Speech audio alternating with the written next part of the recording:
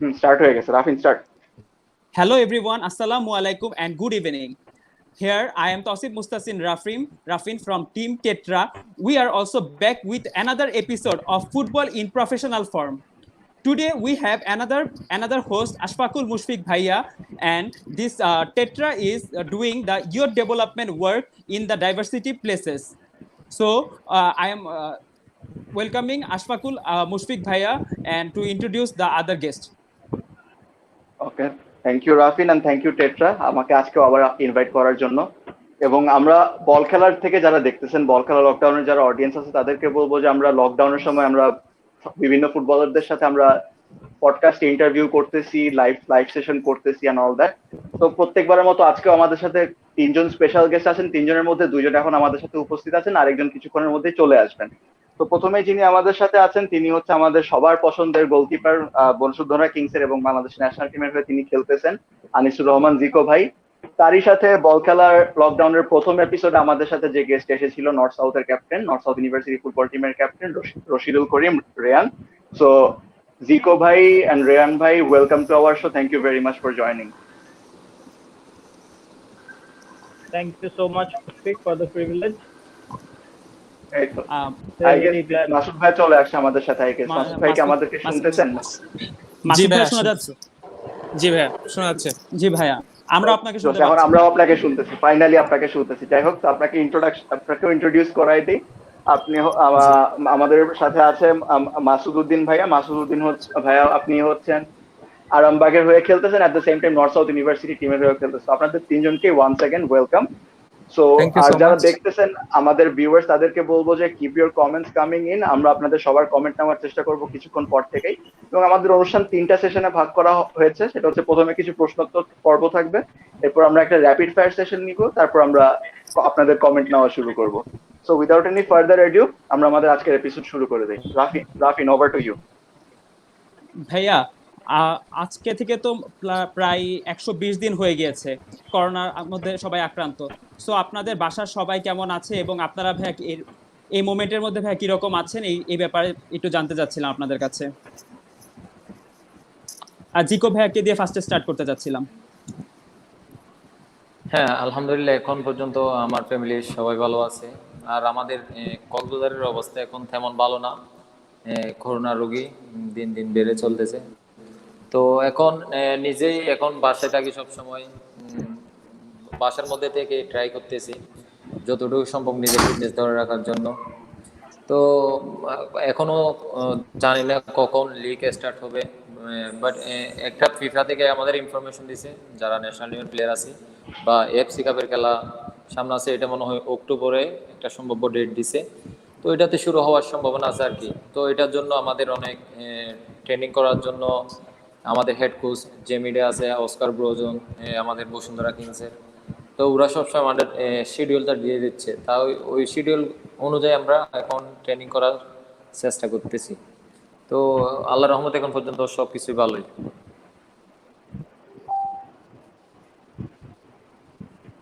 আর রিয়ান ভাইয়ের কাছে আল্লাহর রহমতে এখন পর্যন্ত করোনা সিচুয়েশনে সবারই খারাপ অবস্থা চারপাশে, বাট আল্লাহর রহমতে আমার ফ্যামিলি এবং আমরা সবাই ভালো আছি, শুকর আলহামদুলিল্লাহ। গত 3 মাস ধরে বাসার বাইরে যাওয়া হচ্ছে না, মোটামুটি সবারই আমরা লকডাউনে আছি। আলহামদুলিল্লাহ যা সময় যাচ্ছে ফ্যামিলির সাথে কাটাচ্ছি, তো নট ব্যাড। ফ্যামিলির সাথে টাইম দেওয়াটা অনেক ইম্পর্টেন্ট। আসলে আমরা ফ্যামিলিকে অনেকদিন পরে টাইম দিতে পারতেছি, এতটা টাইম আসলে ইউজুয়ালি দেওয়া হয় না কখনো। তো I really feel lucky, at least আমার ফ্যামিলির সাথে আছি, ফ্যামিলিকে টাইম দিচ্ছি। জানি না কি হবে ফিউচারে, হইতে পারে মানে কেউ মারা যেতে পারে, আমিও না পারি। যা হচ্ছে আলহামদুলিল্লাহ, যেমন আছি আলহামদুলিল্লাহ ভালো আছি। মাসুদ ভাইয়া। থ্যাংক ইউ সো মাচ ভাইয়া। আল্লাহর রহমতে যে পরিস্থিতি যাচ্ছে সবার তো এখন বের হওয়া একদমই নিষেধ। তারপরেও চেষ্টা করছি যে নিজের ফিটনেসটা ধরে রাখার জন্য। অনেকদিন সময় পাইছি যে ফ্যামিলির সাথে সময় কাটানোর। ঢাকায় থাকার কারণে ম্যাক্সিমাম সময় কাটানো যায় না, বাট এই সময়টাকে এইভাবে ফ্যামিলির সাথে থাকার পাশাপাশি নিজের ফিটনেসটাও ধরে রাখার চেষ্টা করতেছি। থ্যাংক ইউ ভাইয়া। তো এখন ভাইয়া যেহেতু আমরা লকডাউনে আছি, আমরা যার যার বাড়িতে সবাই মোটামুটি, আমরা ক্যাম্পে নাই, অধিকাংশ প্লেয়াররাই সবাই হচ্ছে যার যার বাড়িতে। তো ক্যাম্পে থাকার সময় একরকম রুটিন থাকে, বাড়িতে একরকম রুটিন থাকে। তো এখন আপনারা বাড়িতে বা বাসায় কিভাবে ফিটনেস ওয়ার্কআউট গুলা কিভাবে করতেছেন? জিকো ভাইকে দিয়ে স্টার্ট করি।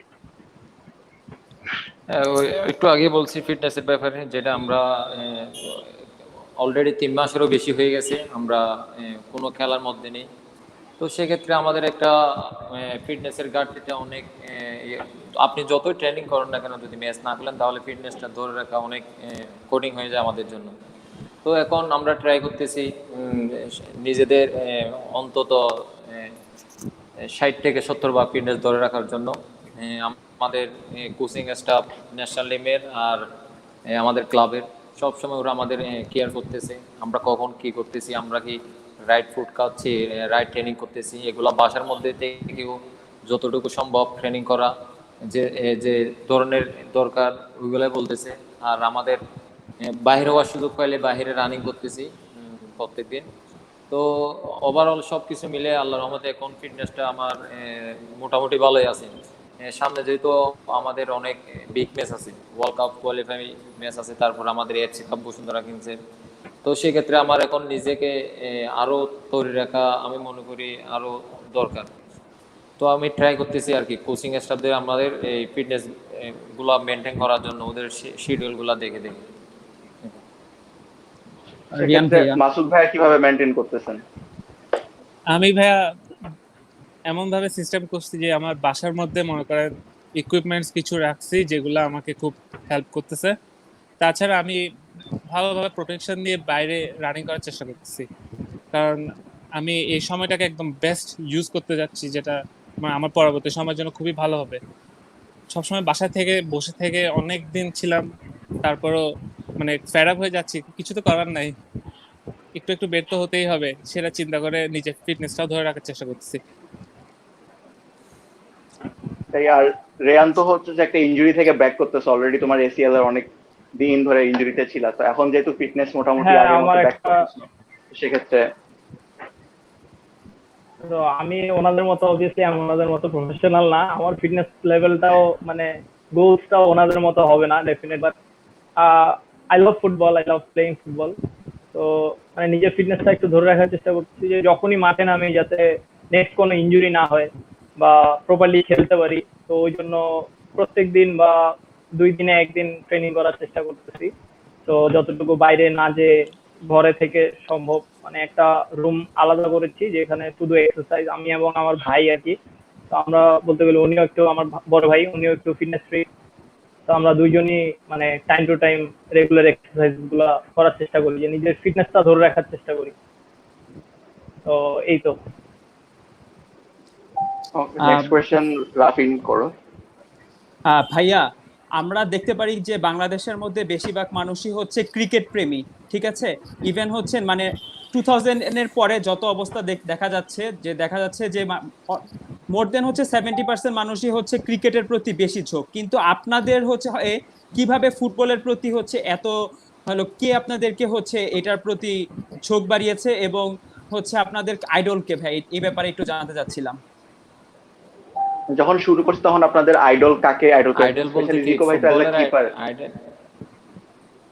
হ্যাঁ, ফুটবল ফুটবলার নাকি আইডল, ক্রিকেট? হ্যাঁ, ফুটবলার। ফুটবলের আইডল। না আসলে ফুটবলের আইডল বলতে যখন আমি ফুটবল স্টার্ট করি কখনো ভাবি নাই আমি প্রফেশনাল একজন ফুটবলার হব। আর ওই কি বলে, আমি একটু মোটা ছিলাম তখন, আমি মূলত প্র্যাকটিস করছিলাম শরীরটা কমানোর জন্য। তো ওখান থেকে আমার শুরুটা আর কি। আর এমনি ফাড়াফাড়ি ভাগাভাগি খেলা হতো, একটু মোটা ছিলাম এজন্য কেউ উপরে খেলতে দিত না আমাকে, তো বারে দাঁড় করায় দিত। এরকম দাঁড় করার মধ্যে একটা ম্যাচে ভালো করছি, ওখান থেকে আমার শুরুটা। ওখান থেকে প্র্যাকটিস করছি, প্র্যাকটিস করে আজকে এ পর্যন্ত। মানে নিজের মধ্যে একটা জেদ ছিল, তো নিজেকে একটা, যেহেতু সবাই আমার সুনাম করতেছে, একটা বিভিন্ন টুর্নামেন্ট খেলতেছি দেখে সবাই বলতেছে তুই পারবি, তোর অনেক কোয়ালিটি আছে। তো এগুলাই আমাকে উৎসাহ জাগাইছে আর কি, এই জন্য আমি আজকে এই জায়গায়। আর রিয়ান ভাইয়া, আসলে মানে আমাদের তো বাংলাদেশটা হচ্ছে মানে আমরা আসলে এখন মানে যে সিচুয়েশন, আমাদের হচ্ছে ক্রিকেট লাভিং নেশন হয়ে গেছে। তো বাট একটা টাইমে এরকম ছিল যে সবাই মানে 90s এর দিকে ফুটবল লাভার ছিল। তো আমরা যদি ব্যাপারটা পার্সপেক্টিভে দেখি যে ফুটবল কিন্তু ইন্টারন্যাশনালি হচ্ছে বিগেস্ট স্পোর্ট, তো যেটা সবচেয়ে বেশি মানুষ ভিউয়ার দেখে। তো আমার ফুটবল দেখা শুরু করা আসলে রোনালদো এবং বেকহামকে দিয়ে, ফার্স্ট বেকহামকে দিয়ে, David Beckham when he used to play in Manchester United। তো তখন থেকেই আর কি মানে যে কারণে আর কি ওয়ান অফ দ্য রিজনস আমি মিডফিল্ডার, যে ডেভিড বেকহামকে দেখে আমার ফার্স্ট আইডল যে না আমি ফুটবল খেলবো, যে আই ওয়ান্ট টু মানে চেঞ্জ দ্য ফ্যাক্ট যে আমরা ক্রিকেটে বেশি ঝুঁকে যাচ্ছি, না I want to do something for the football of my country. এই কারণেই আর কি রোনালদো এবং বেকহাম হচ্ছে আমার mainly first idol to start football. Masud ভাইয়ের ক্ষেত্রে কে ছিল Thank you. তাহলে? আমার ছিল, আমি সবসময় রোনালদিনোর খেলা খুব ফলো করতাম। ওর খেলাগুলো আমার মনে হতো যে কিভাবে পারে, মানে এইভাবে একটা আমার কোয়েশ্চেন মনের মধ্যে আসতো। তাছাড়া আমি ছোটকালে যখনই যেখানেই ছিলাম, আমার বাসার পাশেই কোনো না কোনো একটা মাঠ ছিল, মানে বিকাল হলে ওই মাঠটাতে চলে যাওয়ার একটা পরিস্থিতি ছিল আর কি। আর পড়াশোনায় যেহেতু এত বেশি একটা ভালো ছিলাম না, সে কারণে খেলাধুলার প্রতি ঝুঁকে যাওয়ার ব্যাপারটাও আমার প্রতি খুব কাজ করতো আর কি। পরে এক সময় আমি বিকেএসপিতে অ্যাডমিশন নিলাম, এরপর থেকে ওখান থেকে চিন্তা ভাবনা যে না, প্লেয়ার হতেই হবে। পড়াশোনার দিকে তাই অত বেশি একটা মনোযোগ দিতাম না, শুধু খেলাধুলার কথাই চিন্তা করতাম। মাসুদ ভাইয়ের কাছে আমার আরেকটা কোশ্চেন ছিল।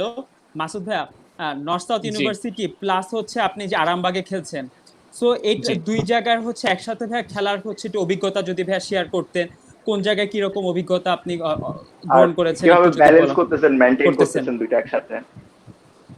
একসাথে দুইটা জিনিস মেনটেন করা খুবই টাফ।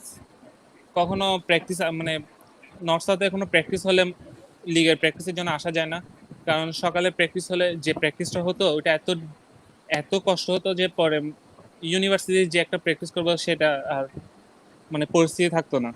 তাছাড়া পড়াশোনা করাটাও খুবই ডিফিকাল্ট হয়ে যেত, যে লিগের একটা প্র্যাকটিস করার পর পড়াশোনা করতে যাব সেটাও মন বসতো না।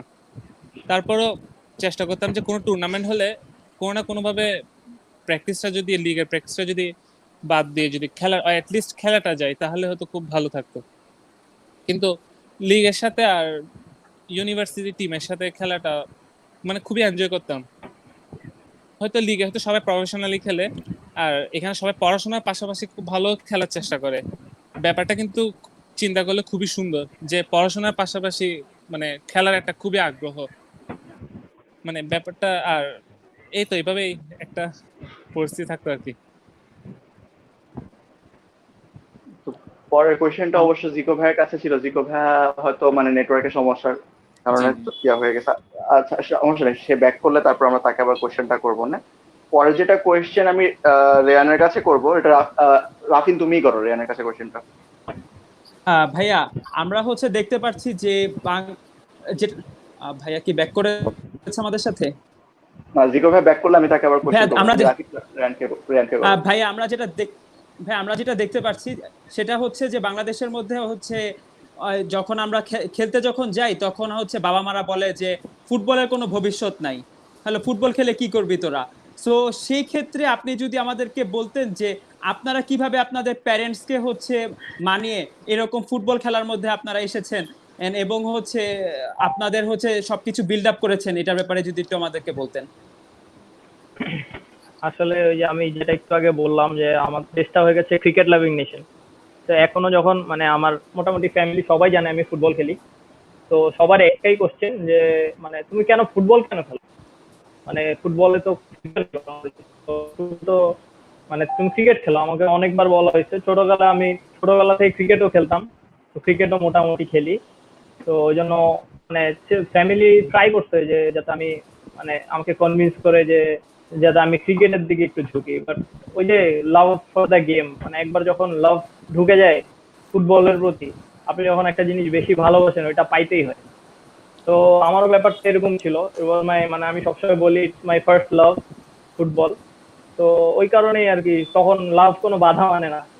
তো ওই সবার মানে আমি ইভেন মানে আন্ডার 18 ক্যাম্পে দুইবার ট্রায়াল মানে দুইবার সিলেক্টেড হয়েছি ন্যাশনাল ক্যাম্পে, ইভেন আন্ডার 19 ক্যাম্পে একবার সিলেক্টেড হয়েছি। আমার বাসা থেকে আসলে তখন তেমন একটা সাপোর্ট দেওয়া হতো না, যেটা লজিক্যাল। আসলে আমাদের প্যারেন্টসরাও চিন্তা করে যে ফিউচার কি, যদি আমি ধরেন মানে আমি প্রফেশনালি ফুটবল খেললাম, ভালো খেললাম, বাট আমার মানে বাসায় ভাত থাকলো না, মানে আমি মানে একটা লেভেলে যে ধরেন আমার মানে ইনকাম সোর্স বা যাই বলেন, মানে নিজের চলার জন্য তো একটা ই লাগবে, মানে রেকগনিশন লাগবে।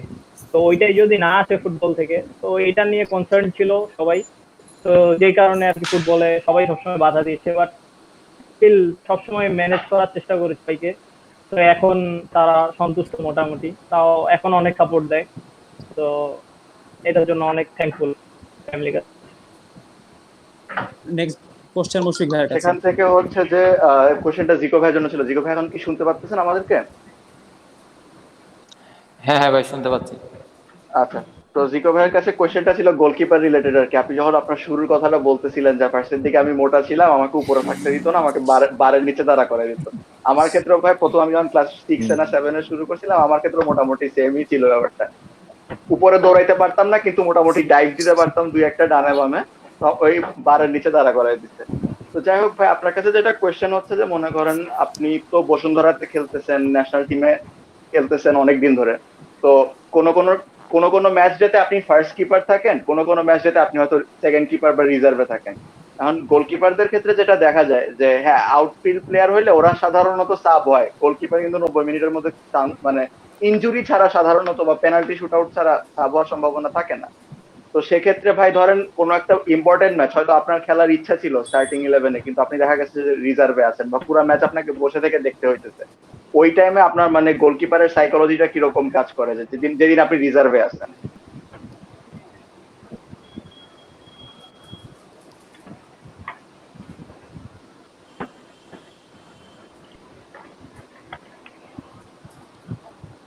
জিকো ভাই কি কোশ্চেনটা শুনছেন কিনা, নাকি আমি আরেকবার কোশ্চেনটা বলবো?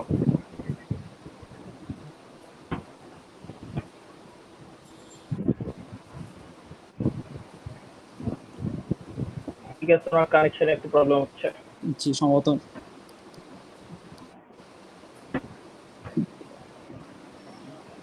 আচ্ছা, জিকো ভাই আসুক আরেকবার, দরকার হলে তারপরে কোশ্চেনটা তাহলে রাখি না গো। আচ্ছা, আমরা যেটা দেখতে পারি সেটা হচ্ছে যে আমরা যখন স্কুল কলেজ অথবা বিশ্ববিদ্যালয়ে যখন থাকি, তারা হচ্ছে যদি হচ্ছে যখন ফুটবলার হওয়ার যে একটা স্বপ্ন দেখে, ঠিক আছে, প্রফেশনাল লেভেলের, তখন তারা হচ্ছে দেখা যাচ্ছে যে মানে পরিবার অথবা অন্য সবাইকে মানিয়ে হচ্ছে কিভাবে তারা হচ্ছে প্রফেশনাল লেভেলের মধ্যে খেলবে, অথবা হচ্ছে তাদের হচ্ছে নিজেদের ডেভেলপমেন্টের করার জন্য কি কি করা দরকার। মাসুদ ভাইকে দিয়ে স্টার্ট করি এটা। হ্যাঁ, আমি কোশ্চেনটা আরেকবার করবেন? ভাইয়া, আমার যে কোশ্চেনটা ছিল, স্কুল কলেজ আর ইউনিভার্সিটি স্টুডেন্টদের হচ্ছে নিজেদের ডেভেলপমেন্টের জন্য, মানে ফুটবল খেলাকে হচ্ছে প্রফেশনাল লেভেলে নিয়ে যাওয়ার জন্য তাদের কি কি করা উচিত, তাহলে হচ্ছে ফিউচারের মধ্যে তারা প্রফেশনাল লেভেলের মধ্যে নিয়ে যেতে পারবে। হয়তো প্রফেশনাল না হতে পারলো, বাট দেন এগেন তার স্কিলটা ডেভেলপমেন্ট হইলো, সে আরো বেটার প্লেয়ার হওয়ার মতো হইলো, সেক্ষেত্রে কি কি করতে পারে? ফুটবল খেলাটা যেভাবে দেখি যে আমরা খেলতেছে, মানে খুবই কঠিন মনে হলেও অত কঠিন না যদি নিজে একটা মানে রুলস ফলো করে। ধরেন আমরা তো প্রতিদিন বিকালে খেলতেই যাই, এমনি যদি সেই খেলাটাকে যদি আমরা চিন্তা করি যে না, এটাকে আমার ভালোভাবেই খেলতে হবে, মজা করে না, ফান করে না, কিন্তু আমাদের এই খেলাটা খেলতে হবে এমন ভাবে যে এখান থেকে আমি কিছু শিখতে পারতেছি। তাছাড়া আমাদের একটা মনোবল থাকতে হবে যে এক সময় যে আমরা এই জায়গাটায় পৌঁছাতে পারবো, সেই লক্ষ্যটাকে ধরে আমাদের খেলা উচিত। যেমন আমরা সময় পেলে সকালেও খেলতে যেতে পারি, কিন্তু অনেক সময় ঘুমের কারণে আমরা বের হই না, অথবা বিকালে কোনো কাজ আছে বা ফ্রেন্ডের সাথে কোথাও বের হতে হবে সে চিন্তা করে যায় না। যদি স্যাক্রিফাইস মনোবলটা থাকে তাহলে অনেক কিছুই করা সম্ভব।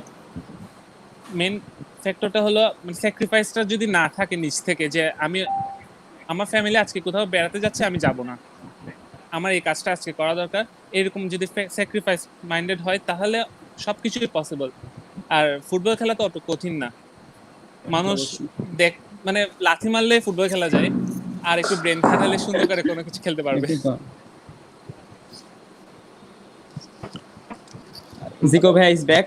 সো নেক্সট কোশ্চেনটা হচ্ছে মুশফিক ভাই জিকো ভাইকে একটু আস্ক করুন। হ্যাঁ, জিকো ভাইকে যে কোয়েশ্চেনটা করতেছিলাম আর কি, তখন আমি একটু আরেকবার রিপিট করি ভাই আপনার জন্য। যেটা হচ্ছে যে আপনি তো ভাই মানে যখন ক্লাবেও খেলেন বা ন্যাশনাল টিমের পর্যায়ে খেলেন, কোনো কোনো দিন আপনি স্টার্টিং এ কিপার থাকেন, কোনো কোনো দিন হয়তো দেখা যায় যে আপনাকে স্পেশালি ন্যাশনাল টিমে রিজার্ভে থাকতে হয়। তো এখন দেখা যায় যে আউটফিল্ডের প্লেয়ারদের তো সাব হয়, সাধারণত গোলকিপারদের 90 মিনিটে সাব হয় না, যদি না ইনজুরি না হয় বা পেনাল্টি শুট আউট না হয়। তো যেই ম্যাচগুলো ধরেন আপনার ইচ্ছা ছিল হয়তো আপনি আজকে স্টার্টিং এ খেলতে মানে খেলার ইচ্ছা ছিল, কিন্তু আপনি দেখা গেছে রিজার্ভে, তো তখন আপনার বসে থেকে খেলা দেখা লাগতেছে। তো ওই রকম ম্যাচগুলোতে আপনার মানে অ্যাজ আ সেকেন্ড কিপার ওই দিনের জন্য আপনার মানে মেন্টালিটিটা কিরকম থাকে, সাইকোলজিটা কিরকম থাকে? না আসলে ধরেন একটা টিমে যখন মাঠে নামে খেলতে, তখন বেস্ট 11-এ কে খেললো না খেললো এটা পরে আসতে, কারণ আমার আগে দরকার পয়েন্ট, আমার টিম অবশ্যই, যেটা অনেক ইম্পর্টেন্ট। আমি টিমের স্বার্থে সবসময় সবকিছু চিন্তা করি, কারণ টিম না জিতলে আমরা কেউ জিতবো না। যদি একটা টিম জিতে আমরা সবাই জিতে যাই। তো এই জন্য সবসময় বেঞ্চে থাকলেও বা খেললেও সবসময় ট্রাই করি পিছন থেকে টিমকে সাপোর্ট করার জন্য। তো অনেক সময় হয়তো বা ধরেন আমি আমি না খেলেও যদি টিম হেরে যায় একটু খারাপ তো লাগেই, কারণ হয়তো আমি খেললে বা অন্য কিছু হতে পারতো, আমি এমন কিছু করে দেখাতে পারতাম বা খেলতে তো মানে ইচ্ছা করেই এরকম আর আর কি ভাই। হ্যাঁ হ্যাঁ, সবাই তো খেলতে চায় মাঠে, কারণ আমরা এত কষ্ট করি সবাই খেলার জন্য বেস্ট 11। আর অনেক সময় দেখা যাচ্ছে অনেক ভালো ভালো প্লেয়ার থাকে, এজন্য কোচ বেস্ট 11 করতে অনেক হিমশিম খেয়ে যায়। তো এই জন্য কোচেরও 11 জনের বাইরে খেলা কখনো সম্ভব না। তো এই জন্য এগুলোও টিমের দিক চিন্তা করে এগুলোও আমার বিবেচনা করতে হবে। তো এই জন্য সবসময় ট্রাই করি আর কি পিছন থেকে টিমকে সাপোর্ট করার জন্য, খেলি বা না খেলি। সেটার থেকে ভাই অসংখ্য আরেকটা কোয়েশ্চেন আপনার জন্য, জিকো ভাইয়ের জন্য, যেটা হচ্ছে যে ধরেন গোলকিপিং এ আমাদের তো মাঝে মাঝে মিস্টেক হয়ে যায়, বল টল ছুটে যায় মাঝে মধ্যে। এখন ধরেন স্ট্রাইকার মিস করলে স্ট্রাইকারের কভার দেওয়ার জন্য মিডফিল্ডার আছে, মিডফিল্ডারকে কভার দেওয়ার জন্য ডিফেন্ডার আছে, গোলকিপারের পেছনে তো আর কেউ নাই, গোলটা খেয়ে গেলে গোল। তো সেক্ষেত্রে দেখা যায় হ্যাঁ যে সেটাই। ধরেন কোনো বড় বড় কোনো ম্যাচে বা সাধারণত যদি মিস্টেক হয়ে যায়, তখন ভাই মানে মেন্টালিটিটা আপনি কারণ হয়ে গেছে গোল, তারা তো আর চেঞ্জ করা পসিবল না, পরে আপনাকে কামব্যাক করতে হবে।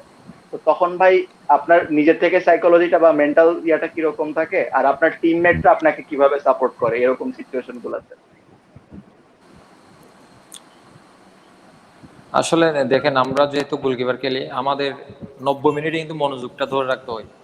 আমরা মানে চোখের পলক খেলবো, ওই সময়টাও একটা আমাদের জন্য অনেক ডিফিকাল্ট হয়ে যায় তখন, কারণ একটা গোলকিপারের উপর পুরো ম্যাচই নির্ভর করে। আমি যদি একটা মিস্টেক করি আমার টিম হেরে যাওয়ার চান্সই বেশি থাকে। যদি ভালো স্ট্রাইকার না থাকে, গোল করতে না পারলে, তাহলে অবশ্যই আমার টিম হেরে যাবে। তো এই জন্য আমার সবসময় ফোকাস রাখতে হয় 90 মিনিট, মানে আমার টিম কি করতেছে না করতেছে, বল কখন আসতেছে, ওগুলো সবসময় মনোযোগ ধরে রাখতে হয়। তো তারপরে ধরেন স্ট্রাইকার, আপনি যেটা বলছেন, সারাদিন মিস করছে, একটা গোল করছে, ওই হিরো হয়ে যায়। তো আমরা গোলকিপার একটা মিস করলে তো এটাও টিমের জন্য অনেক বড় লস। তো এই জন্য আর অনেক সময় দেখেন ওয়ার্ল্ডের অনেক ভালো ভালো গোলকিপার অনেক বাজে বাজে গোল খায়, কারণ এটা হয় অবশ্যই, এটা পার্ট অফ গেম। তো এই জন্য সবাই নিজ থেকে ট্রাই করে, কখন ইচ্ছা করে কিন্তু গোল খায় না কেউ। তো অনেক সময় হয়, অনেক সময় লাক ফেভার না করলে ব্যাড লাক, এই জন্য গোল হয়ে যায়।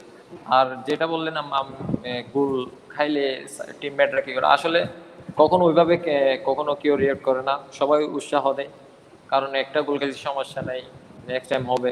তো তখন এটা থেকে আমারও নিজের আরো মেন্টালিটি হাই আপ হয়, আমিও নিজ থেকে আরো ট্রাই করি কুইক খেলার জন্য, কুইক কাউন্টার করার জন্য। অনেক সময় দেখা যাচ্ছে বল আমি নিজেও কাউন্টার করাই, বল পাইছি কুইক কিছু পাস দিয়ে দিই। তো ডিস্ট্রিবিউশনটা হয়ে দিল। হ্যাঁ হ্যাঁ, ডিস্ট্রিবিউশন, কুইক ডিস্ট্রিবিউশন আর কি। ওয়ার্ল্ডের যে বেস্ট গোলকিপার গুলো আছে এখন প্রায় গোলকিপার করে থাকে এগুলো। তো এগুলাই ট্রাই করি সবসময়, সবসময় টিমের জন্য 100% দেওয়ার জন্য ট্রাই করি, এটাই। অনেক সময় হয় না, অনেক সময় হয়, এরকম। দেখ, সেখান থেকে জিকো আমারও ভাইয়াকে শেখার অনেক কিছু ছিল এখান থেকে। হ্যাঁ রাফিন, যেটা বলতেছিলাম। জিকো ভাই আপনার কাছে একটা স্পেশাল কোশ্চেন ছিল আমার। ভাইয়া, আপনাকে তো দেখলাম 2017 থেকে আপনি হচ্ছে সেকেন্ড বেস্ট হচ্ছে এফসি কাপের মধ্যে হচ্ছে সেকেন্ড বেস্ট গোলকিপার। সো আপনার হচ্ছে টিপস এন্ড ট্রিক্স যদি হচ্ছে একটু ভাইয়া যদি শেয়ার করতেন আমাদের সাথে। দো এটা হচ্ছে আসলে শেয়ার করা উচিত না, তারপরেও যদি ভাই একটু ছোট করে যদি একটু সামারাইজ করে শেয়ার কেন করতেন। শেয়ার করা উচিত না? যারা গোলকিপার আমরা তাদেরকে দেখে এইটা শিখতেছি, তো ইন্সপায়ার হচ্ছে, আমরা কেন শেয়ার করবে না? হ্যাঁ বলেন।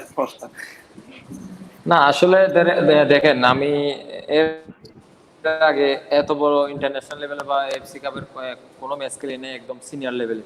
আমি ন্যাশনাল টিমে আছি 2 বছর ধরে, কিন্তু আমার এমনি ফ্রেন্ডলি ম্যাচ খেলছি। আমি ইন্টারন্যাশনাল ম্যাচে কোনো ন্যাশনাল টিমের হয়নি কেন, ওইটাই আমার এফসি কাপের প্রথম ইন্টারন্যাশনাল ম্যাচ ছিল। তাও মালদ্বীপের একটা চ্যাম্পিয়ন টিম, বেস্ট টিমের সাথে আমার টাই ব্রেকার সেভ। তো ওই দিনই আমার মানে এক্সপিরিয়েন্স হয়েছে আর কি, ইন্টারন্যাশনাল ম্যাচ আর লোকাল ম্যাচের মধ্যে কত তফাৎ, কত হাই ইন্টেন্সিটি ম্যাচ হয়। তো এর আগেও আমি গরুয়া লিগে বা ফেডারেশন কাপ বলেন, তো ওখানেও স্বাধীনতা কাপে টাই ব্রেকার সেভ করছি। ওইখান থেকে কনফিডেন্সটা আর কি। আর একটা টিমের কোচিং স্টাফ যখন আপনার উপর ফুল আস্থা রাখবে, তখন আপনারও সব সময় চেষ্টা থাকবে বেস্টটা দেওয়ার জন্য। তো সেক্ষেত্রে আমারও ওরা আমাকে এমনভাবে মোটিভেট করতো, আমি মাঠে নামলেই সবসময় আমার বেস্টটা দেওয়ার জন্য ট্রাই করতাম। আমার হাই হাই ইন্টেন্সিটির সবসময় ম্যাচ খেলা ট্রাই করতাম। তো নিজের উপরে বিশ্বাস আছে, বল সেভ করব। তো ওখান থেকে হয়েছে আর কি।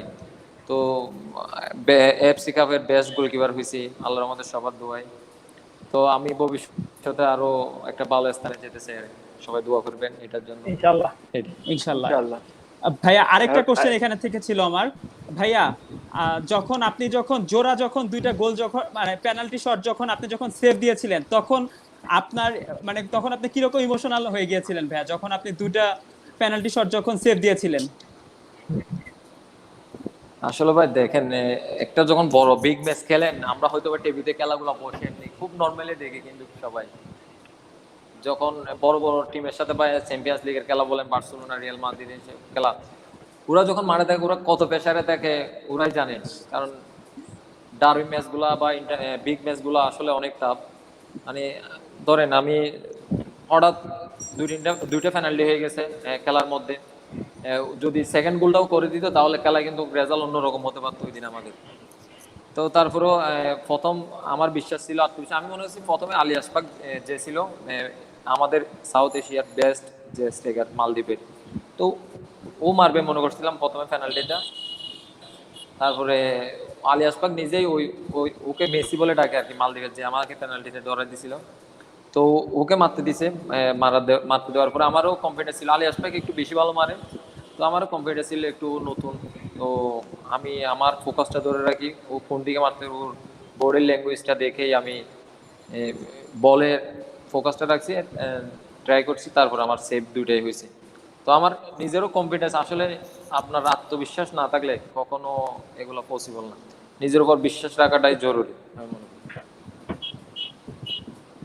তো সেক্ষেত্রে অনেকক্ষণ ধরে গোলকিপিং এর আলাপ আলোচনা হচ্ছে, আমাদের দুজন মিডফিল্ডার আছে আমাদের সাথে, তো তাদেরকেও কয়েকটা কোয়েশ্চেন করি, যেটা হচ্ছে যে আচ্ছা যাই হোক, আপনাদের তিনজনকে যে কোয়েশ্চেন গুলো করবো, যে আপনাদের ফুটবলার হিসেবে বেস্ট মেমোরি কোনটা, ওয়ার্স্ট মেমোরি কোনটা? যদি মাসুদ ভাইয়ের কাছে যাই, সবচেয়ে ভালো সবচেয়ে খারাপ। আমার ফুটবলার হিসেবে সবচেয়ে বেস্ট মেমোরি হলো ম্যানচেস্টার ইউনাইটেডের কিছু প্লেয়ারের সাথে কিছু মানে অনেকক্ষণ সময় পার করছি তাদের সাথে। যেমন ওদের সাথে আমাদের কিছু ট্রেনিং ছিল, আমরা তাদের সাথে কিছু ট্রেনিং করলাম। সেখানে অনেক এটা প্লেয়ার কি ছিল ওই যে ডিজে। এয়ারটেল রাইজিং স্টারস এর ইয়ার থেকে ছিল ভাইয়া? জি জি জি, এয়ারটেল রাইজিং আচ্ছা। স্টার থেকে ছিল। সেখানে ডিগেয়ারা ছিল, তারপর রোনিয়াস ছিল, তারপর ফার্দিন্যান্ড। তো ওইটা আমার লাইফে আল্লাহর মধ্যে ভালো একটা সময় ছিল। তার যদি আমি মনে করি যে আমার লাইফে সবচেয়ে ওর্স সময় যেটা যেটা বেশ কিছুদিন ধরেই যাচ্ছে, আমি ইনজুরিতে ছিলাম। আল্লাহর মতো এখন ইনজুরিটা কাটায় আসতেছে এই কোয়ারেন্টাইনের মধ্যে, এই সময়টাকে কাজে লাগাচ্ছি আর কি। বেশ 5-6 মাস ফুটবলের বাইরে থাকা, মানে একটা ফুটবল প্লেয়ার থেকে 5-6 মাস ফুটবলের বাইরে থাকতে হবে, এটা চিন্তা করলেই তো এটাই, ওই সময়টাই তো তাদের জন্য সবচেয়ে বেস্ট, মানে সবচেয়ে বাজে একটা টাইম। এই ব্যাপার এটাই ছিল আমার সবচেয়ে বাজে মুহূর্ত আর কি। সেক্ষেত্রে যদি রেয়ানের কাছে কোয়েশ্চেনটা করি, same best memory worst memory. কোয়েশ্চেনটা একটু kindly. Best memory, worst memory. আমার বেস্ট মেমোরি আসলে দুইটা। তো মানে প্রথমবার মানে ইন্টার কলেজ যখন জিতছিলাম, তো আমাদের একটা মানে ক্রীড়া শিক্ষক যেটা বলি, আমাদের স্পোর্টস টিচার, তো স্যার বিগত প্রায় 15-20 বছর ধরে আদমজী কলেজের সাথেই আছেন। রফিক স্যার ওনার নাম। তো উনি খুব দুর্দান্ত ফুটবল খেলেন, উনি ইভেন প্রফেশনাল লেভেলেও ফুটবল খেলে এসেছেন। তো দুই পায়ে শুট সমান। তো উনি মানে ওনার 15 বছর ধরে উনি খালি ট্রাই করতেছিল জাস্ট মানে এই ইন্টার কলেজ ফুটবলটা জেতার জন্য। তো উম, আল্লাহর রহমতে আমি ক্যাপ্টেন ছিলাম। তো ওইবার আমরা 60 বছরে কলেজের ইতিহাসে প্রথমবার জিতি। আর মানে আমি প্রথমবার দেখি যে স্যার আমাদের ধরে জড়ায় ধরে মানে কেঁদে দিছে, মানে ই ওয়াজ উইপিং লাইক, মানে আসলেই মানে অনেক ইমোশনাল ছিল। আর মানে আমার কাছে মনে হচ্ছে যে মানে ইটস দ্য বেস্ট ফিলিং যে আমি কাউরে এই হ্যাপিনেস করছি। আর আরেকটা মানে আমার নিজের পার্সোনাল যেটা মনে হয়েছে যে না আসলে আমি মানে একটা পাইনিয়ার ম্যাচ খেলছিলাম। তো ওই পাইনিয়ার ম্যাচে আমার একটা মিরপুর সিটি থেকে খেলেছিলাম। তো আমার বন্ধু ছিল। তো ও ওই ম্যাচে জোড়া গোল দিয়েছিল। তো 2 গোলে আমরা 2-0 গোলে সেমিফাইনাল জিতছিলাম আর কি। তো ওই দিন গোল দিছে দুইটাও, বাট মানে আমি কোনো গোল দিইনি, বাট দুইটা অ্যাসিস্টই আমার। আর আনফরচুনেটলি আমার আর কি বারের সাথে খুব ঘনিষ্ঠ সম্পর্ক। তো আমার প্রতি ম্যাচে একটা না দুইটা বারে লাগে, মানে গোল হয় না। তো ওই ম্যাচে দুইটা বারে লাগাইছিলাম। তো মানে যে এটা যখন মেন আমিও তোমার এগেনস্টে যখন খেলছি রে, আমি জিনিসটা খেয়াল করছি, হয়তো তোমার শট আমি সেভ দিছি, খুব পাওয়ারে ছিল, কিন্তু আমার আঙ্গুলে লেগে শটটা বারে লাগছে, বারে লেগে ফেরত আসছে, মানে just এটা আমার একা সেভ না, আমার বারে আমার বার। আমার বেস্ট ফ্রেন্ড আর কি বার। তো ওই থ্যাংক ইউ ম্যাচটা রিয়ান ভাইয়া। মানে দুইটা বারে লাগছে। বাট স্টিল আমি মানে বেস্ট প্লেয়ার, মানে ওই ম্যাচের ম্যান অফ দ্য ম্যাচ পাইছিলাম। তো it was a great achievement for me আচ্ছা, পার্সোনালি। তাহলে জিকো ভাইয়ের কাছে থ্যাংক ইউ। যদি আসি, যে বেস্ট মেমোরি, ওয়ার্স্ট মেমোরি, সবচেয়ে পছন্দের আর সবচেয়ে কষ্টের। আমার সব থেকে পছন্দের মেমোরি হচ্ছে প্রথম স্বাধীনতা কাপ চ্যাম্পিয়ন নিজে খেলে লাস্ট 2018 সালে। তো তখন আমি বেস্ট প্লেয়ারও হয়েছিলাম ওইবার। আমার শুরুটা আসলে ওইখান থেকেই। এর আগেও খেলছে কিন্তু তেমন কেউ চিনত না আমাকে। তো ওখান থেকে আমার শুরুটা হয়েছে, ওখান থেকে আমার বাংলাদেশে এখন আল্লাহর রহমতে মোটামুটি সবাই চিনে। তো তখন আমরা চ্যাম্পিয়নও হয়েছিলাম ঢাকা আবাহনীর সাথে, রহমতগঞ্জের সাথে আমি পেনাল্টি সেভ করে টিমকে ফাইনাল নিয়ে গেছিলাম। ফাইনালে আবার আমরা শেখ রাসেলকে হারিয়ে চ্যাম্পিয়ন হয়েছিলাম। তো ওইটাই আমার সব থেকে মানে আমার ভালো একটা মুহূর্ত। আর কষ্টের মুহূর্তটা আমার হচ্ছে সাব আমাদের দক্ষিণ এশিয়ার যেটা আমরা ওয়ার্ল্ড কাপ বলি সাব। তো ওটাতে আমাদের টানা 2টা ম্যাচ জেতার পরে 6 পয়েন্ট ছিল আমাদের ন্যাশনাল টিমে। তারপরে লাস্ট ম্যাচ নেপালের সাথে, ওই ম্যাচটা আমরা ড্র করলে সেমিফাইনালে চলে যাই। তো ওই ম্যাচে আমরা দুর্ভাগ্যজনক আমরা 2-0 গোলে হেরে যাই আর কি। তো ওই দিনে আমরা আসলে অনেক কষ্ট পাইছিলাম ন্যাশনাল টিমের সবাই। আমার নিজেরও অনেক খারাপ লাগছিল এটাই। ওই ম্যাচটা তো হোমে ছিল, বঙ্গবন্ধু স্টেডিয়ামে, আমার যতটুকু মনে আছে, আমি হ্যাঁ হ্যাঁ গ্যালারিতে ছিলাম হ্যাঁ হ্যাঁ ওইটাতে। হ্যাঁ হ্যাঁ নেপালের সাথে। আর হ্যাঁ, আচ্ছা, হ্যাঁ, এখন নেক্সট আমরা কোশ্চেন। আমাদের কোয়েশ্চেন আনসার সেশনের একদম শেষ পর্যায়ে চলে আসতেছি, কারণ আমাদের যেহেতু জিকো ভাইয়ের আরেকটা প্রোগ্রাম আছে। শেষ প্রশ্নটা সবার সাথে কাছে করে আমরা র্যাপিড ফায়ার সেশনে চলে যাব। এই প্রশ্নটা তিনজনের জন্যই, যেটা হচ্ছে যে ধরেন মেসি আর রোনালদো এই মুহূর্তে খেলতেছে না, তাহলে আপনি এই মুহূর্তে কাকে ব্যালন ডিওর দিবেন? যদি রেয়ানকে দিয়ে শুরু করি, বেস্ট প্লেয়ার কাকে দিবেন? এই মুহূর্তে যদি মানে মেসি রোনাল্ডো না খেললে ব্যালন ডি'র দিতে হয় তাহলে আমি দেব এমবাপ্পেকে। মানে ও অনেক, আমার কাছে মনে হয় যে ও ডিজার্ভিং আর অনেক কনসিস্টেন্ট। তা আমার আরেকটা পছন্দ হচ্ছে নেইমার, বাট মানে ও একটু বেশি মানে এখন ইদানিং আমার ওকে পছন্দ না আর কি। ইদানিং এমবাপ্পেকেই বেশি ডিজার্ভিং লাগে। মনে হয় he is hard working and consistent. ও কনসিস্টেন্টলি প্রতি ম্যাচে গোল, অ্যাসিস্ট কিছু না কিছু মানে অবদান থাকেই ওর। তো I would go for Mbappe.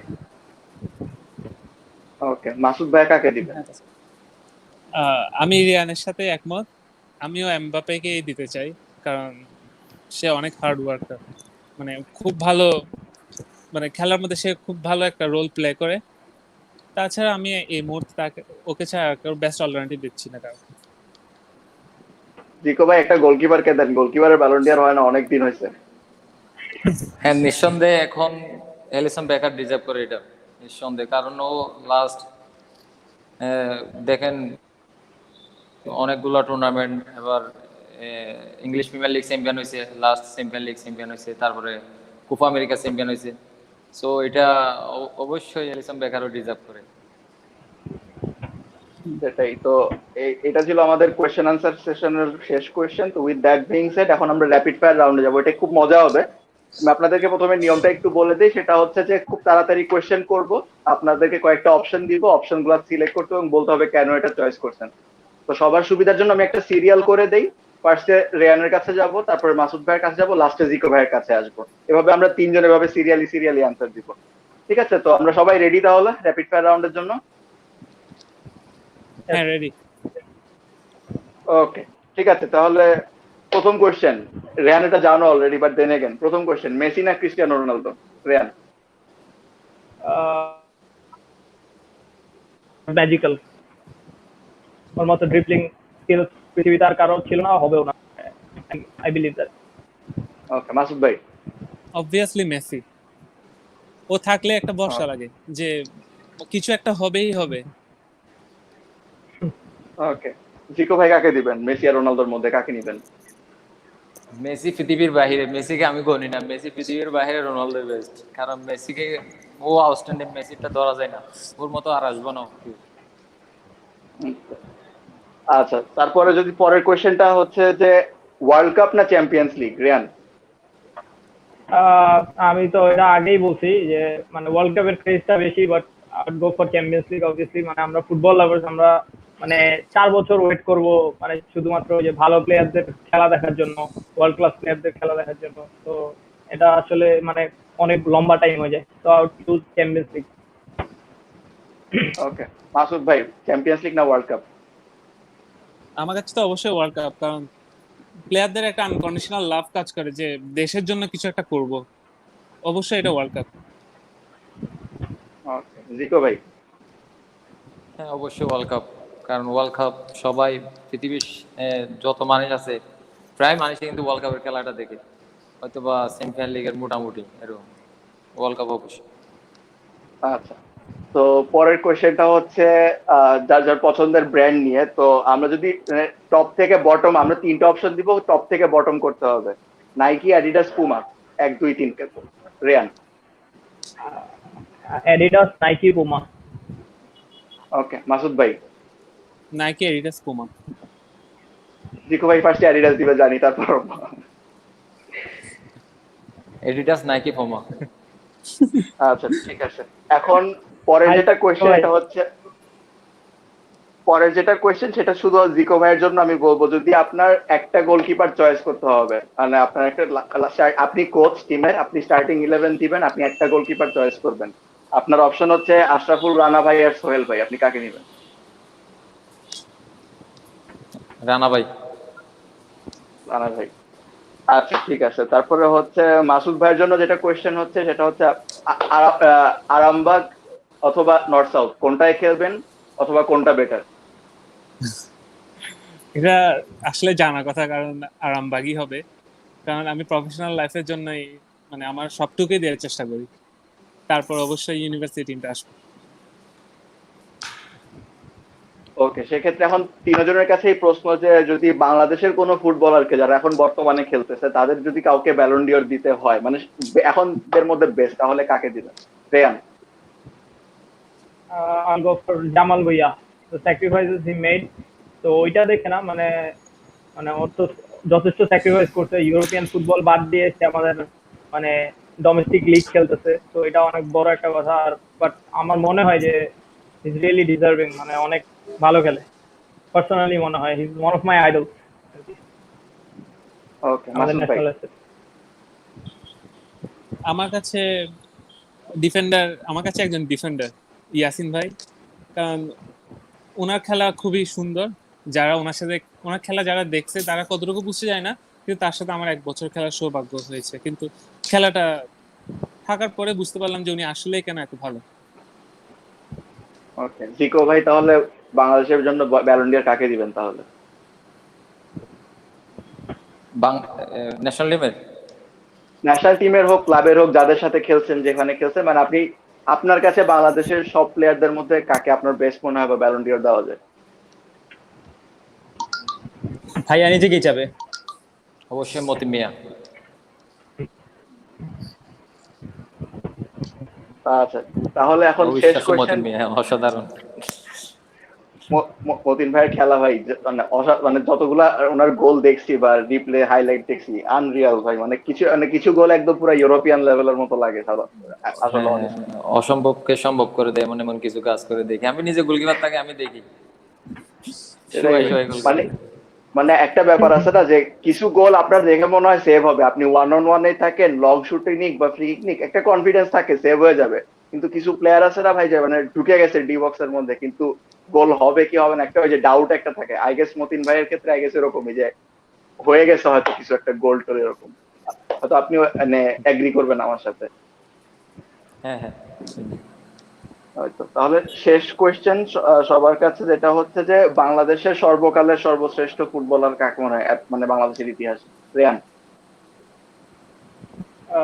সর্বকালের আসলে আমাদের মানে মানে আমার বেসিক্যালি বাংলাদেশের ফুটবল হিস্ট্রি সম্পর্কে নলেজ কোয়াইট একটু কম, বাট আমি যতটুকু দেখছি মানে মানে আমি বলবো যে আলফাজ ভাই, মানে সে এখনো খেলছে, তার সাথে মানে সে আমার কোচও ছিল একবার, তো তার সাথে খেলার সুযোগ হয়েছে, বাট মানে তার প্রাইম টাইম অবশ্যই দেখি নাই। তা আমি বলবো যে আলফাজ ভাই।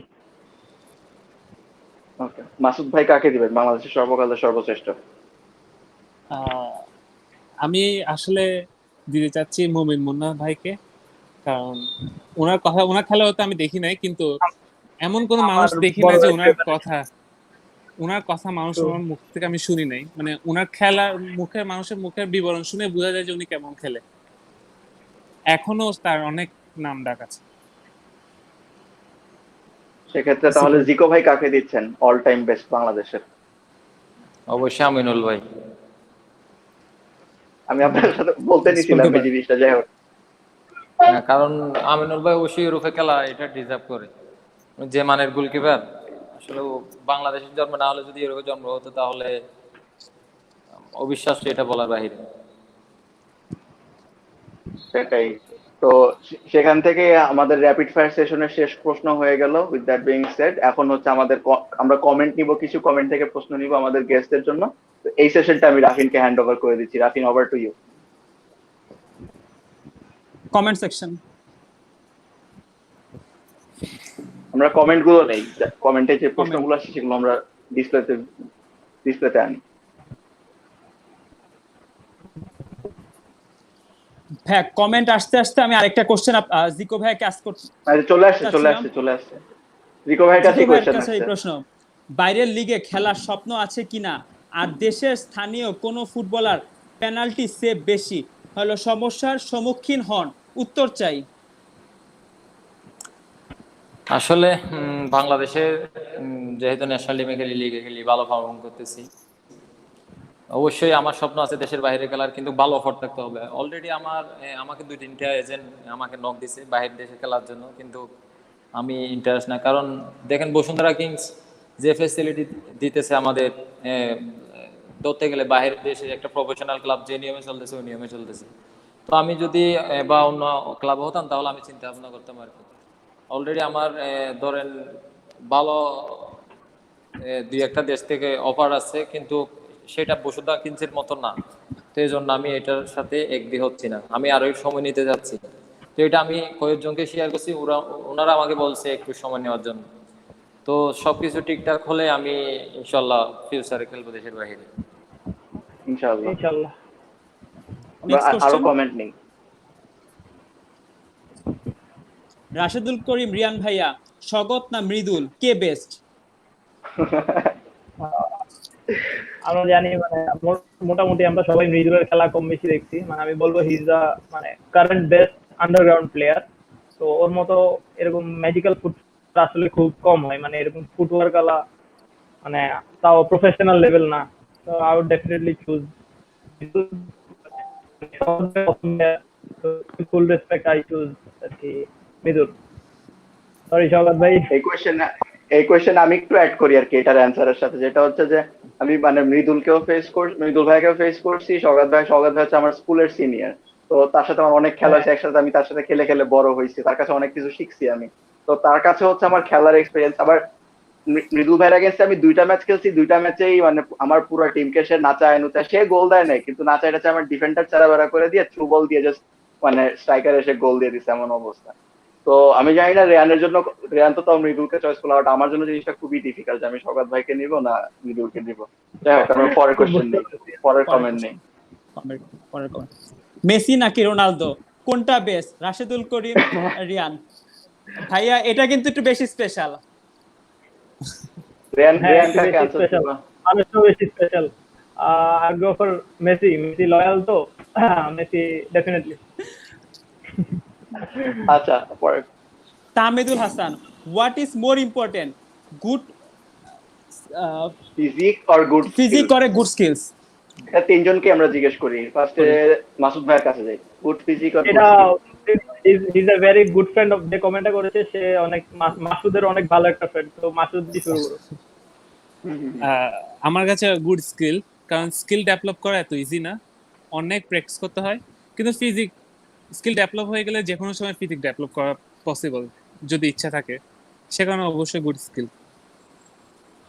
আচ্ছা, জিকো ভাই কি নিবেন, স্কিল না না, ফিজিক? অবশ্যই দুইটাই দরকার। কারণ দেখেন, আপনি স্কিল থাকলে হবে না, আপনার যদি ফিজিক্যালি যদি মাঠে রানিং করতে না, ফাইট করতে না পারেন, তাহলে আপনি দাঁড়ায় দাঁড়ায় এরকম হয় না। তাহলে একটা প্লেয়ার যখন দুইটাই থাকবে, আপনি মাঠে খেলতে আপনার জন্য একদম ইজি হয়ে যাবে। আপনি যেমন ইচ্ছা তেমন করতে পারবেন মাঠে। অনেক সময় স্কিলও কাজ করে, অনেক সময় ফিজিকও দরকার। শুধু স্কিল বা ফিজিক দিয়ে কাজ হয় না, দুইটাই দরকার। আচ্ছা, তো কে পরের কমেন্টে বেটার, নেই। কে বেটার, মাসুদ না Sadat Rabban? Question is Rashedul Karim, Riyan. Question for, এটা আচ্ছা এটা আসলেই অ্যান্সার করা খুবই কাল, কারণ দুইজন মানে ডিফারেন্ট পজিশনে খেলে। তো আমি যদি নর্থ সাউথ টিমের হয়ে চিন্তা করি, তো আমি মাসুদ মাসুদ হইছে হইছে আমাদের ধরো মানে কি বলবো, ও হচ্ছে ডেব্রুয়ানে আমাদের, আর সাদাত রাব্বান হচ্ছে অ্যাগুয়েরো। তো আমি দুইজনের একজনকে মানে জাস্ট একজনকে চুজ করতে পারবো না, একজন হচ্ছে প্লে মেকার, একজন হচ্ছে স্ট্রাইকার, তো দুইজনই ইম্পর্টেন্ট আমার কাছে। তো সরি একটু ডিপ্লোম্যাটিক অ্যান্সার দিলাম, বাট মানে 11 সাইড হিসাবে দুইজনই লাগবে আমার। মিনহাজুল আবেদিন উনি আজ করেছে, মাসুদুল ভাইয়া মাহমুদ ভাইয়ার খেলা নিয়ে কিছু বলো। মাহমুদ ভাইয়া হলো আমার ঠিক ইমিডিয়েট বড়টা, যার জন্য মনে করেন আমার খেলাটা মানে শুরু হওয়ার ওর অবদান অনেক বেশি। কারণ আমি তখন খেলাধুলা করতাম না, তখন ও বেশ ভালোই খেলতো। একটা সময় যখন ও 13 জেলার টিমের জন্য ট্রায়াল দেয়, তখন মনে করেন ও টিকে নাই। তো একদিন খাবার টেবিলে সে এসে বলতেছে যে আজকে তো আমি টিকি নাই, মানে আমার বাবাকে বলতেছে। তখন আমি চিন্তা করলাম, তুমি টিকো না তাহলে তো আমি টিকতে পারি, বয়সে তো আমি তোমার ছোট। তো সেই থেকে কিন্তু আমার খেলাটা স্টার্ট। তাছাড়া যখনই যেখানে দরকার ছিল বা প্রয়োজন ছিল খেলাধুলার পেছনে বলেন, সব সময় সাপোর্ট দিচ্ছে আমাকে। আসলে আমি আমার ভাইকে খুব থ্যাঙ্কস দিতে চাই। আর আলহামদুলিল্লাহ সে খুবই ভালো প্লেয়ার। মানে ও এক প্রকার আমার আইডল, কারণ সেও কিন্তু খুব ভালো ভালো জায়গায় চান্স পেয়েছিল, কিন্তু তার কিছু একটু জিদ থাকে তো, মানে সবগুলো স্মুথলি হয় না, লেট হয়, মানে এই সমস্ত ব্যাপারগুলোর জন্য সে খেলাধুলাটা বেশি একটা কন্টিনিউ করতে চায় না, কিন্তু সে এখনো অনেক খেলে। আর নেক্সট কোশ্চেন তাসিন আলাবি উনি আজ করেছে, মাসুদ উদ্দিন আহমেদ চৌধুরী, মুন্না ভাই আর তারেক ভাই কে ভালো খেলে? এটা তো আমার কাছে খুবই ডিফিকাল্ট। তাও কোশ্চেনটা করতে হচ্ছে আমার আমাদের নর্থ সাউথ ফুটবল টিমের মানে এক্স প্লেয়ার, আমাদের ফ্রেন্ড, মুন্না ভাই। ও আর কি চলে গেছে।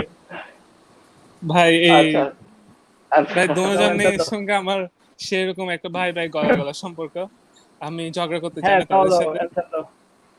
আমি দুজনই আমার কাছে সাদাত খুব আমি ইম্পর্টেন্ট। সাদাত আর মৃদুলের মধ্যে দুইজনের একজনের চুজ করতে হয়েছে, দুইজনই আমার হ্যাঁ মোটামুটি খুব ভাই, ভালো এটা আনসার দিতে হবে কারণ আমিও ভাই মুন্না তো ভাইয়ের এটা এগেনস্টে answer দিতে খেলছি, তারেক ভাইয়ের এগেনস্টেও খেলছি, আবার একসাথেও খেলছি। তো এটার আনসার আপনার কাছ থেকে দরকার আছে ভাই। যেহেতু তারেক ভাই ডিফেন্ডার আর মুন্না ভাই তো মিডফিল্ডার, ক্রিস্টিয়ানো রোনালদো মুন্না ভাই। যেহেতু আমার থেকে ম্যাক্সিমাম সময় তারেক ভাইয়ের সাথে অনেকটা খেলায় লাগছে, মুন্না ভাই একটা ব্যাপার হলো উনি প্রচন্ড সাপোর্টিভ, মানে খুব সাপোর্ট দেয়, মানে টাইম থেকে মানুষ শুরু করে হিসেবে অনেক ভালো। প্র্যাকটিস, হ্যাঁ, যখন এই খেলা শুরু হবে তার অনেকক্ষণ আগে থেকে সবাইকে ফোন দিয়ে দিয়ে তার বাসার নিচে যেয়ে সবাইকে নিয়ে আসবে। এটা কিন্তু একজন মানুষের মানে খেলার প্রতি কত একটা মানে ইম্পর্টেন্স দিলে এই কাজটা করতে পারে, এটা কিন্তু সবাই করতে পারে না। তো সেই আসলে হিসেবে আমাদের নর্থ সাউথ টিমে ওনার অবদান অনেক, উনি যা যা করছে আমাদের জন্য, মানে হ্যাঁ হ্যাঁ হ্যাঁ নিজের গাড়ি না মানে টিম বাস হিসেবে দিয়ে দিচ্ছে, এরকম এক অবস্থা। অমায়িক মানুষ, খুব ভালো মানুষ। তো তারেক ভাই না মুন্না ভাই, এক কথা দাও। অ্যান্সারটা দিতে হবে, কারণ জিকো ভাই ঘড়ি দেখতেছে একটু পর পর। আমার কাছে দুজনই।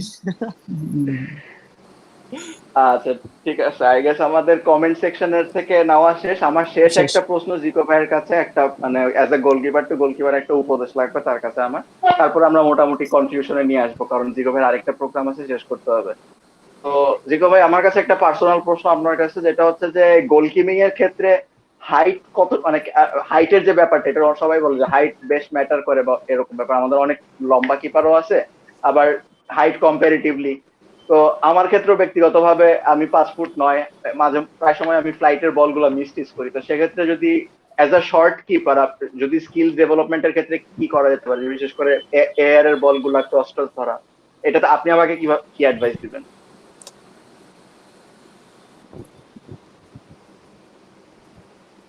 জিকো ভাই, জিকো আপনি কি আহ আর জিকো ভাই আসতে আসতে আমি আরেকটা কোশ্চেন তাহলে মাসুদ ভাইয়াকে আস্ক করে ফেলি তাহলে। মাসুদ ভাইয়া, হ্যাঁ হ্যাঁ করো।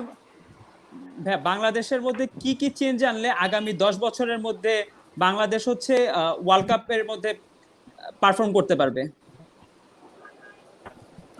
আমরা যদি চিন্তা করি ওয়ার্ল্ড কাপে যাওয়ার আগে, যদি চিন্তা করি শুধু এশিয়া কাপের কথা, তো এখানে অনেক কিছুই চেঞ্জ আনার কথা, মানে আনতে হবে। আমাদের ছোটদের থেকে, ছোট মানে বাচ্চা লেভেল থেকে স্টার্ট করতে হবে খেলাধুলাটা, যেটা খুবই ইম্পর্টেন্ট। আমাদের দেশে খুব কম আছে যেটা মানে বাচ্চাদেরকে মানে শিশুদেরকে প্রশিক্ষণ দেওয়া হচ্ছে। মানে এই জিনিসটাই সবচেয়ে বড় একটা ইম্পর্টেন্ট মানে রোল প্লে করতেছে আর কি এখন। এই জিনিসটাই যদি আনে, মানে সব প্রত্যেকটা ক্লাব যদি এই উদ্যোগটা নেয়, তাহলে প্রত্যেক বছর আমরা অনেক ভালো ভালো প্লেয়ার পাবো। তো এইটাই, এই একটা জিনিসই মনে হয় খুবই ইম্পর্টেন্ট। আচ্ছা, জিকো ভাই মনে হয় জয়েন করছেন আমাদের সাথে। জিকো ভাই শুনতে পারতেছেন? মিউট করো অবশ্য জিকো ভাই। হ্যাঁ ভাই, শুনতে পাচ্ছি। হ্যাঁ ঠিক আছে। আচ্ছা হ্যাঁ, তো যেটা বলতেছিলাম আর কি ভাই, যে মনে করেন যে গোলকিপিং এর হাইটের ব্যাপারে অনেকেই ম্যাটার করে, অনেক কোচই লম্বা কিপার পছন্দ করে সাধারণত। তো অ্যাজ আ শর্ট কিপার, আমি নিজেও ব্যক্তিগতভাবে মোটামুটি শর্টই। তো সেক্ষেত্রে আপনি আমাকে কি মনে, ধরেন আমার এরিয়াল বল প্রায় সময় মিস হয়, ক্রস টস মিস হয়ে যায়, তো সেক্ষেত্রে আমার এই স্কিলটা ইমপ্রুভ করতে হলে আমাকে কি অ্যাডভাইস দিবেন সাধারণত এমনিতে? আসলে দেখেন, বেশি হাইট ভালো থাকলেও ভালো গোলকিপার এটা না। ধরেন আবার বেশি হাইট ছোট হলো, এটাও একটা সমস্যা। তো সব থেকে একটা গোলকিপারের যেটা দরকার হচ্ছে পজিশন সেন্সটা হচ্ছে অনেক বড় কিছু। আপনি যদি বুঝেন একটা বল ক্রস করতেছে, কখন কোন বলটা আসতেছে, আমার ওই বলটাকে আমি মিট করতে পারবো নাকি পারবো না, কিভাবে বের হলো আমি বলটা ইজিলি ধরতে পারবো আমি, আর কোন পজিশনে থাকলে ভালো সেভ করতে পারবো। তো এইসব বিষয়ে আমার খেয়াল রাখতে হবে। এগুলো আমাদের ধরেন বাংলাদেশে এখন যে গোলকিপার গুলো আছে প্রায় অনেকে জানে না আমাদের পজিশনটা কোনটা, কোন জায়গায় থাকলে ভালো, ক্রসিং এর সময় কোন জায়গায় থাকলে ভালো, কিভাবে ডিস্ট্রিবিউশন করতে হয় বল, কিভাবে কোন বল পাস করতে হয় কুইক যাওয়ার জন্য। তো এসব অনেকে জানে না। তা ধরেন আমরা এখন ন্যাশনাল টিমে বা ক্লাবে আমাদের বিদেশি গোলকিপার কোচ আছে, ওদের কাছ থেকে আমরা অনেক অনেক রকমের ভালো ভালো টিপস পাচ্ছি। তো আমরা অনেক কিছু শিখতেছি। তো সেক্ষেত্রে বলবো আমরা আমাদের যেটা দরকার, আমরা ধরেন একটা বল শুটিং করতেছে, আমরা অনেক সময় বা 6 ইয়ার্ডে চলে যাচ্ছি ওই স্পেসটা, বা অনেকে আছে। সামনে সামনে চলে যাচ্ছি। হ্যাঁ হ্যাঁ, কিন্তু এটা হচ্ছে আমাদের রাইট রাইট পজিশন না। কারণ আমরা, আপনি হয়তো এখন ওয়ার্ল্ডের যে বেস্ট গোলকিপার গুলো আছে ওদের ভিডিও দেখবেন, কারণ ওরা সব সময় ট্রাই করে 2 ইয়ার্স বা 3 ইয়ার্স এরকম ভিতরে থাকতে, এর বাইরে যায় না। কিন্তু কারণ আমার রিয়াকশন টাইমটা দরকার আছে। আমি যদি হুট করে সামনে চলে যাই, একটা বল কাছ থেকে পাওয়ার মারছে আমি পাই নাই, আমি শুধু তাকায় থাকতে পারবো এরকম। তো আমারও চলে যাবে তখন বল। যাতে যত আমি রিয়াকশন টাইমটা নিতে পারবো, তত আমি বলটা ইজিলি সেভ করতে পারবো। তো সেক্ষেত্রে আমাদের এগুলো খেয়াল করতে হবে। আবার আমরা অনেক সময় লাইন থেকে ক্রস করতেছে, তো তখন আমরা দেখা যাচ্ছে অনেক ভিতরে থাকি, মনে করি ওর ক্রসে তো গোল হয়ে যাবে, আমরা যদি গোল খেয়ে যাই জন্য এটা কনফিডেন্সটা পাই না। কিন্তু আমাদের এটা দরকার, একটা লাইন থেকে ক্রস করতে তখন আমাদের 3 ইয়ার এরকম বাইরে থাকা উচিত। অনেক সময় আমরা কি করি 5 বারে চলে যাই, অনেক বল আবার সেকেন্ড বারে ক্রস করে আমরা পাই না, খাবার ক্রস করতে তখন বলটা পেছনে চলে যায় কিন্তু তখন। হ্যাঁ হ্যাঁ, কিন্তু এটার নিয়ম হচ্ছে একটা লাইন থেকে ক্রস করতেছে তখন আমি পেনাল্টি স্পট আছে, পেনাল্টি স্পটের ওইখানে পা একটা সামনে থাকবে একটা পিছনে এরকম, আর ক্রস করতেছে ও একটা বল ধাক্কা দিছে পায়ে, তো আমি একবার দেখে নিব পিছনে কি আমার ম্যান আছে কিনা নাই, তো এরকম ডিস্ট্রিবিউশন আমার ম্যান কভার করে রাখছে কিনা, মার্কিং করতেছে কিনা। হ্যাঁ, তো এগুলা অবশ্যই আমাদের আরো ডেভেলপ করতে হবে বাংলাদেশে, আমরা যে গোলকিপার গুলো আছি এগুলা, তো এগুলাই মেন আমাদের দেখতে হবে। আসলে হাইট আর বেশি শর্ট হাইট হলে একটু সমস্যা এটা আর কি। হ্যাঁ, তো এটাই আর কি আমাদের কোয়েশ্চেন অ্যান্সার সেশন ছিল। মোটামুটি 1 ঘন্টার মতো হয়ে গেছে, আমাদের 9:30 মতো বাজতেছে। তো আজকের এপিসোডে আমাদের এতটুকুই ছিল। Thank you so much Reyan, Masud ভাই, জিকো ভাই আমাদের সাথে জয়েন করার জন্য। ইনশাল্লাহ পরবর্তীতে যখন আমরা লকডাউনের পরে আউটডোরে শুটিং করব, ডকুমেন্টারি করব অথবা একসাথে প্র্যাকটিস করব, তখন ইনশাল্লাহ মানে আমরা সবাই যাতে সুস্থ থাকি, আমরা যাতে লকডাউনটা তাড়াতাড়ি শেষ হলে আমরা যাতে আবার ফুটবল খেলায় ফেরত আসতে পারি যত তাড়াতাড়ি সম্ভব। এটাই আমাদের সবার এক্সপেকটেশন থাকবে, দোয়া থাকবে। আমি কিন্তু এখনো ভার্সিটি টিম অভিষেক হই নাই। হ্যাঁ, ইনশাআল্লাহ এর মধ্যে জয়েন। এখন আমরা এখনো মানে তেমন লাকি হই নাই, মানে জিকো ভাইয়ের সাথে এখন পর্যন্ত খেলতে পারি নাই। কথা হইছে, অনেকবার দেখা হইছে, জিকো ভাই আসছে অনেক হেল্পফুল, বাট আসলে ন্যাশনাল লেভেলে যখন খেলে একটা মানে one you are at the top, মানে ন্যাশনাল লেভেলের ফার্স্ট কিপার আপনি ধরেন, তো তার সাথে মানে ভার্সিটি টিমে খেলার চান্স পাওয়ার মানে এটাও মানে বেশি ন্যাশনাল টিমে খেলা, ভার্সিটি টিমেও খেলা আমার অনেক ইচ্ছে। জিকোর সাথে আমারও একটা সময় ভাই আমরা ধন্যবাদ টুর্নামেন্ট, জিকোর সাথে আমারও একটা টুর্নামেন্ট এক্সপেরিয়েন্স আছে। আমরা নেপালে আন্ডার 19 সাফ কি এফসি ছিল এটা, আন্ডার সাফ, এটা এরপরে ছিল আবার আন্ডার 19 এফসি কাপ যেটা। ও আচ্ছা, হ্যাঁ হ্যাঁ, ওই একটা ট্যুরে গেছিলাম আর কি। হ্যাঁ হ্যাঁ। Thank you everyone from team Tetra. And আমাদের হচ্ছে টেট্রা হচ্ছে ইয়োর ডেভেলপমেন্টের জন্য অ্যাকচুয়ালি কাজগুলো করছে। আপনারা হচ্ছে লাস্টে একটা আমি আপনাদের কাছে একটা কোশ্চেন চাচ্ছিলাম, আমাদের ইয়োরদের ব্যাপারে যদি হচ্ছে তারা কিভাবে তাদের ডেভেলপমেন্টটা আনবে, এই ব্যাপারে যদি স্মল একটা অ্যানসার দিয়ে যদি আপনাদের এই আমাদের অডিয়েন্সের প্রতি একটা মেসেজ আর কি, যে এখন এরকম লকডাউনের টাইমে এবং পরবর্তীতে তারা খেলাধুলা হোক, নিজেদের জীবন নিয়ে হোক বা খেলাধুলার বাইরে, তাদের প্রতি একটা মেসেজ যদি আপনারা দেন। জিকো ভাইকে দিয়ে শুরু করি। আসলে দেখেন, বাংলাদেশে অনেক ফ্যামিলি চায় না মানে তার ছেলে খেলাধুলা করুক, কারণ মানে কোনো ফিউচার নাই, মনে করে ফুটবলে কোনো টাকা নাই। তো আমাদের গ্রামে ধরেন, যেটা আমাকেও কখনো সাপোর্ট করতো না ফ্যামিলি থেকে ফুটবল খেলার জন্য। আমার থেকে অনেক ভালো গোলকিপার আছে, আমার থেকে অনেক ভালো প্লেয়ারও আছে বাংলাদেশে, কিন্তু ফ্যামিলি সাপোর্ট পায় না বা ফ্যামিলির প্রবলেম। তো এই জন্য এগুলোর জন্য হয়তো অনেকেই বাবা মা নিষেধ করে না ফুটবল না খেলার জন্য, ফুটবল খেললে কি করবে, কিছু করতে। আসলে মনে করি ফুটবলে টাকা নেই, কি করবে, কিন্তু আসলে ফুটবলে ভালো খেললেই টাকা আছে। তা আমি মনে করবো যারা এখন উঠতি ভবিষ্যৎ যারা আছে বাংলাদেশ ফুটবল ফিউচারে, আমি মনে করি ওদের এখন থেকে ছোট থেকে ট্রাই করা উচিত। আর আমরা এখন বাংলাদেশে একটা মেন সমস্যা হচ্ছে আমরা বড় হলেই কিন্তু ট্রাই করি শিকার, কিন্তু বাইরের দেশে এটা না, একটা ছোট বাচ্চা ছোট থেকেই স্কিলটা ডেভেলপ করার জন্য ট্রাই করে সবসময়। হ্যাঁ, তো সেটাও কিন্তু আমাদের এদিকেও নজর দিতে হবে, কারণ এসব জায়গায় যদি নজর না দেন, আপনি এখন ছোট থেকে যদি আপনার বেসিক গুলো আপনি না শিখেন, যখন বড় লেভেলে যাবেন তখন শিখবেন। আসলে এটা তো তখন আপনি শিখবেন অন্য কোয়ালিটির, যেটা ওয়ার্ল্ড ক্লাস প্লেয়াররা করে, এগুলো শিখতে হবে আপনার। ছোট থাকতে আপনার বেসিক গুলো, বা কোন বল কিভাবে পাসিং করতে হয়, কিভাবে কোন জায়গায় দিতে হবে, man check in check out, movement, কোন বল কখন কোথায় দিতে হবে, এগুলো শিখতে হবে আগে। আমি বলবো বেশি বেশি নজর দেওয়া এগুলাই স্কিল, মানে নিজের ফিটনেস স্কিল ডেভেলপ করা। ওকে, মাসুদ ভাই যদি একটা শর্ট মেসেজ দিয়ে শেষ করেন। কোশ্চেনটাকে আরেকবার করা যাবে? আমাদের অডিয়েন্সের প্রতি একটা মেসেজ, ইউথদের প্রতি, যেটা হচ্ছে যে এখন ধরেন এই লকডাউনের টাইমে তারা ফুটবল নিয়েই হোক বা ফুটবলের বাইরেই হোক, তারা তাদের লাইফটাকে কিভাবে মানে গুছিয়ে নিয়ে একটা জাস্ট শর্ট একটা মেসেজ আর কি আমাদের অডিয়েন্সের জন্য। হ্যাঁ, এই প্যান্ডামিক কথা চিন্তা করলে আমাদের উচিত সবার বাসার মধ্যেই সবকিছুই করা। চাইলে বাসার মধ্যে করা যায়, যেহেতু বাবা মা একটু বয়স হয়ে গেছে, এখন বের হওয়াটা তো অত সেফ না আমাদের জন্য, না হলেও অ্যাটলিস্ট বাবা মার কথা চিন্তা করে। কিন্তু সে কারণে আমাদের বাসায় চাইলে আমরা বাসার মধ্যে অনেক কিছুই করতে পারি, বিভিন্ন রকমের ওয়ার্কআউট করতে পারি। তাছাড়া বাসার নিচে গ্যারেজ থাকলে গ্যারেজের মধ্যেও আমরা রানিং করতে পারি। সবভাবে আমরা নিজেকে তুলে ধরতে পারবো যদি একটু ইচ্ছা থাকে আর কি।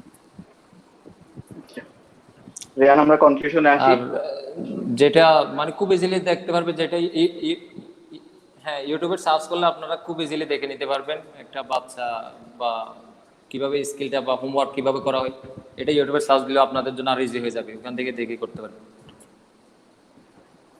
আমার মনে হয় যে মানে তিনটা জিনিস খুব ইম্পর্টেন্ট, যে তোমার প্ল্যানিং, তোমার ডেডিকেশন এন্ড হার্ডওয়ার্ক।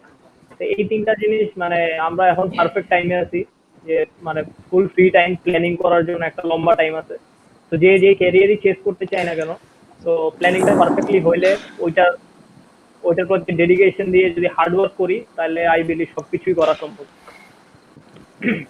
আর জিকো ভাই যেটা এখানে একটা কথা অ্যাড করতে চাচ্ছি, বলছে, অবশ্যই যে ডিসিপ্লিনটা আমাদের রাখতে হবে। মানে আমাদের বাংলাদেশ ট্রু। আর জিকো ভাইয়ের সাথে আমি একমত যে মানে আমাদের বাংলাদেশ ফুটবলটা আসলে ডেভেলপ হচ্ছে না, কারণ আমাদের ইয়ুথ ডেভেলপমেন্ট নাই। তো আপনার যেই মানে যে কোনো ওয়ার্ল্ড কাপ উইনিং টিম বা মানে মডার্ন ফুটবল যারা খেলে, ধরো 5টা লিগের মধ্যে যারা আছে, মানে বেস্ট 5টা লিগ, ওরা মানে ছোটবেলা একদম 5-6 বছরের বাচ্চা মানে থেকেই ট্রেনিং শুরু করায় দেয়। ধরো মেসি, রোনাল্ডো, মানে ওরা অন্য ক্লাবে গিয়ে ট্রেনিং করা শুরু করছে when they were like 10-11 years old। এখন ওদের মানে গেম প্লেটা আর আমাদের গেম প্লেটা তো ডেফিনেটলি ডিফারেন্ট হবে। আমরা খেলাধুলা শুরু করি মানে 16-17 বছর পার হয়ে যাওয়ার পরে। তো আমরা যদি তখন ক শিখি খেলা, তো ইয়ুথ ডেভেলপমেন্টটা অনেক দরকার, ইনভেস্টমেন্টও দরকার। আসলে আমাদের ফেডারেশনের পক্ষে একলা সম্ভব না, এখানে অনেক অনেক হেল্প দরকার আর কি, সবার থেকে, পুরো সোসাইটি থেকে। সেটাই, এই মেসেজগুলো নিয়েই আমরা আমাদের আজকের এপিসোডগুলো আজকে এখানে কনফিউশনের দিকে টানি। তো আবার once again thank you very much Rehan, Masud ভাই, জেকো ভাই। তো আমরা আমাদের অনুষ্ঠান শেষ করি। হোপফুলি আমাদের অডিয়েন্স যারা দেখতেছেন, টেট্রার অডিয়েন্স, বল খেলার অডিয়েন্স, সবাই আপনারা সবাই সুস্থ থাকেন, সবাই নিজেদের সেফ রাখেন, নিজেদের ফ্যামিলিকে সেফ রাখেন। হোপফুলি যখন লকডাউন তাড়াতাড়ি শেষ হবে, সেটাই আমরা সবাই প্রার্থনা করি, এবং যখন ফুটবল ফিরে আসবে আমরা সবাই একসাথে আবার মাঠে ব্যাক করতে পারবো। তো এই আশা নিয়ে আমাদের আজকের প্রোগ্রাম এখানেই শেষ করতেছি। সবাই ভালো থাকবেন, সুস্থ থাকবেন। আসসালামু আলাইকুম, টেক কেয়ার। আসসালামু আলাইকুম। ওয়ালাইকুম আসসালাম। Thank you everyone. ও